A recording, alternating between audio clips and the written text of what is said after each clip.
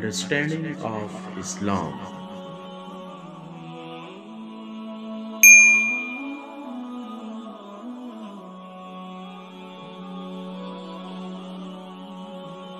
آپ نے سنا ہوگا حضور نے سورہ رحمان کے بارے میں فرمایا ہے، سورۃ الرحمن عروس القرآن۔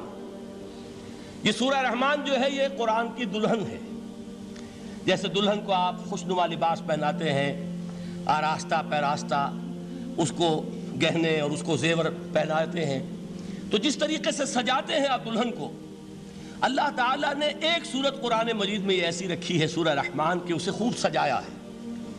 اس میں الفاظ کا در و بست، اس کا اپنا ایک ڈیوائن میوزک ہے۔ وہ تو اللہ تعالیٰ قراء جو ہے، خاص طور پر مصر کے قراء، اللہ تعالیٰ ان پر رحمت نازل فرمائے، ان کی خطاؤں سے درگزر کرے۔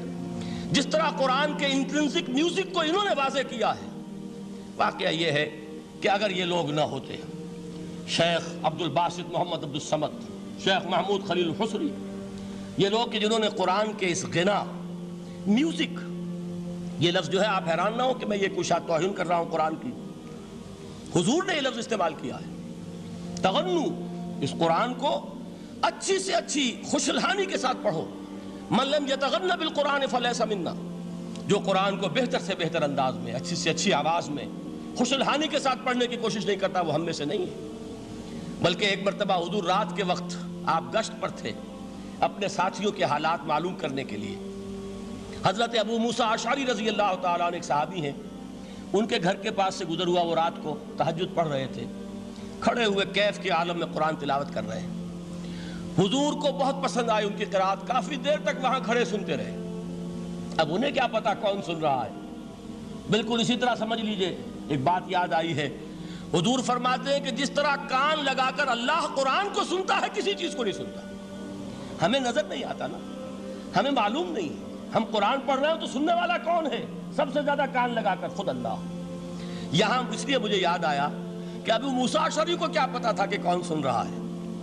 وہ اپنی کیفیت میں نماز میں تہجد میں قرآن کی تلاوت کر رہے تھے، اور ظاہر بات ہے ان کے گھر ایکڑوں میں بنے ہوئے نہیں تھے، ایک ایک کمرہ، ایک ایک کوئی حجرہ، ایسے ہی تو گھر تھے نا صحابہ کے، لہذا حضور پاس سے گزرے، آواز آئی، کافی دیر سنتے رہے۔ اس کے بعد آپ تشریف لے گئے، صبح فجر میں ملاقات ہوئی تو حضور نے تحسین کے انداز میں فرمایا، یا ابا موسیٰ انک قد اوتیت مزمارا من مزامیر آل داؤد، اے ابو موسیٰ تمہیں تو آل داؤد کے سازوں میں سے ایک ساز اللہ نے عطا فرما دیا ہے۔ جس طرح حضرت داؤد، لہن داؤدی مشہور ہے کہ جب وہ پچھلے پہر رات کو حمد کے ترانے الاپتے تھے، قرآن میں ہے کہ پرندے شامل ہو جاتے تھے ساتھ، اور پہاڑ وجد میں آتے تھے، پہاڑ بھی ان کے ساتھ شریک ہوتے تھے۔ تو جس طرح کا اللہ نے ان کو لہن عطا فرمایا تھا، حضور نے تحسین کے انداز میں فرمایا ہے ابو موسیٰ اشعری، اللہ نے تمہیں بھی آل داؤد کے سازوں میں سے ایک ساز عطا فرمایا۔ بہرحال قرآن مجید کا جو یہ میوزک ہے، قرآن کے الفاظ کا جو حسن ہے، جہاں تک حسن معنوی ہے وہ تو ہر لفظ میں ہے، لیکن یہ حسن ظاہری، حسن صوتی، حسن لفظی، یہ اپنے کلائمیکس پر آپ کو نظر آئے گا سورہ رحمان میں۔ لیکن قرآن میں یہ سورت اس اعتبار سے بھی ممتاز ہے، اس کی 4 آیات پر ذرا توجہ کریں گے، عجیب حقائق سامنے آئیں گے۔ جہاں یہ قرآن مجید کے حسن صوت اور حسن لفظی کی معراج ہے، وہیں اس کی پہلی 4 آیات میں 4 چوٹی کی چیزوں کا ذکر ہے، سب سے اونچی چیزیں۔ پہلی آیت کیا ہے؟ الرحمن، ایک آیت ہو گئی۔ رحمان کیا ہے؟ اللہ کا نام ہے۔ کبھی آپ نے غور کیا اللہ کے ناموں میں سب سے پیارا نام کون سا ہوگا؟ رحمان۔ کیوں؟ اس کا مادہ کیا ہے؟ رحمت۔ ہمیں سب سے بڑھ کر جس چیز کی ضرورت ہے وہ کیا ہے؟ رحمت خداوندی۔ نام اچھی طرح سن لیجئے اس حضور کے قول کو۔ حضور فرماتے کوئی شخص جنت میں مجرد اپنے عمل کی بنیاد پر داخل نہیں ہو سکے گا جب تک کہ رحمت خداوندی دستگیری نہ کرے۔ کسی صحابی نے بڑی ہمت اور جرأت کا ثبوت دیا کہ پوچھ لیا، کیا حضور آپ بھی؟ جب آپ نے فرمایا کوئی شخص داخل نہیں ہو سکتا جنت میں محض اپنے عمل کی بنیاد پر جب تک کہ رحمت خداوندی جو ہے وہ دستگیری نہ فرمائے۔ پوچھا گیا کیا آپ بھی؟ آپ نے فرمایا ہاں میں بھی۔ آپ انداز کیجئے کہ اگر محمد الرسول اللہ بھی رحمت خداوندی کے ضرورت مند ہوں تو تاب دیگراں چے رسد، ہماری تو سب سے بڑی ضرورت رحمت خداوندی ہے۔ اب یہ رحمت جو ہے قرآن مجید میں اللہ تعالیٰ کی یہ شان دو الفاظ کے ذریعے سے آتی ہے، رحیم اور رحمان. اور کوئی مادہ نہیں ہے جس سے دو نام بنتے ہوں اللہ کے، لیکن یہ مادہ ہے واحد رحمت کا کہ جس سے رحمان بھی ہے رحیم بھی ہے. رحیم صفت مشبہ ہے، رحمت دائم ہو جائے گی، مستقل ہوگی تو رحیم کہیں گے. اور رحمان، اس میں رحمت کی ہے وہ شان ہے کہ جیسے ٹھاٹھے مارتا ہوا سمندر ہو، ہیجان کی کیفیت، طوفانی کیفیت، رحمت خداوندی کا طوفانی جوش، وہ ہے رحمان. آپ تو رہتے اس علاقے میں ہیں، آپ کو معلوم ہے عرب اگر بھوکا مرا جا رہا ہو تو کیا کہے گا؟ انا جوعان. پیاسا مرا جا رہا ہو انا عطشان.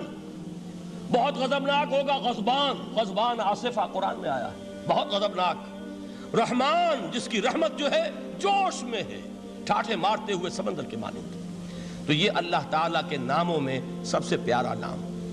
اب آگے چلیے، الرحمن علم القرآن، رحمان نے قرآن سکھایا.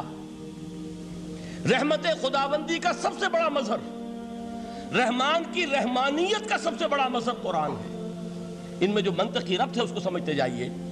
اچھا آپ یہ سوچئے، جو علم بھی انسان کو حاصل ہوا وہ کس نے دیا؟ اللہ نے. سائنس کا علم کس نے دیا؟ اللہ نے. علم آدم الاسماء کلہا، وہ علم الاسماء جو حضرت آدم کو دے دیا گیا تھا ازل میں، یہ اسی کا ظہور ہے، یہ اسی کی ایکسفولیشن ہے جو ہو رہی ہے اور ہوتی رہے گی ابھی. اور دوسرے علم ہے وہ کس نے دیے؟ اللہ نے دیے. لا یحیطون بشیء من علمہ الا بما شاء، مخلوق میں سے کوئی اللہ کے علم میں سے کسی شے کا احاطہ نہیں کر سکتا مگر وہ جتنا اللہ دینا چاہے. لیکن یہ کہ تمام علوم میں چوٹی کا علم قرآن. نوٹ کرتے جائیے، اب چوٹی کی چیزیں جمع کیجئے. اللہ کے ناموں میں چوٹی کا نام رحمان. اللہ نے جو کچھ انسان کو سکھایا اس میں چوٹی کا علم قرآن. خلق الانسان، انسان کو پیدا فرمایا. سوال یہ کہ حیوانات کو کس نے پیدا فرمایا؟ آسمان کس نے پیدا کیے؟ زمین کس نے پیدا کی؟ فرشتے کس نے پیدا کیے؟ کیا مطلب خلق الانسان؟ اس کی تمام مخلوقات میں اس کا کلائمیکس، اس کی تخلیق کی معراج، اس کے تخلیق کا نقطہ عروج انسان ہے. یہ ہے کہ جو مسجود ملائک بنا ہے.